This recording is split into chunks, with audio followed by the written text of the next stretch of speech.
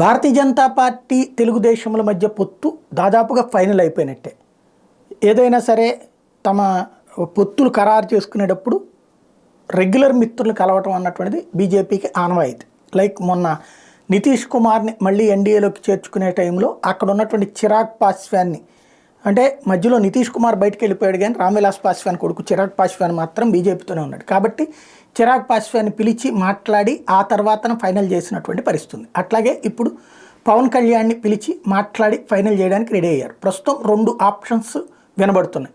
ఒకటి 30 అసెంబ్లీ స్థానాలు, 10 పార్లమెంట్ స్థానాలు ఇద్దరికీ కలిపి అన్నటువంటి చంద్రబాబు గారు ప్రపోజల్ పెడితే, ఇప్పుడు మరొక అంశం వినబడుతున్నది ఏంటంటే 27 నుంచి 30 దాకా అసెంబ్లీ స్థానాలు జనసేనకి, అదే సందర్భంలో 3 పార్లమెంట్ స్థానాలు జనసేనకి, 5 పార్లమెంటు స్థానాలు, 12 అసెంబ్లీ స్థానాలు బీజేపీకి అన్నటువంటి మాట వినబడుతుంది. అది ఎంతవరకు వాస్తవమో తెలియదు కానీ ప్రస్తుతం ఢిల్లీలో ఉన్నటువంటి టాక్ ఇది. పవన్ కళ్యాణ్తో బీజేపీ పెద్దలు భేటీ అయిన తర్వాత మళ్ళీ పురంధేశ్వరి వీళ్ళతో కూడా భేటీ అయ్యి ఫైనల్ చేసేటటువంటి అవకాశమే కనబడుతుంది.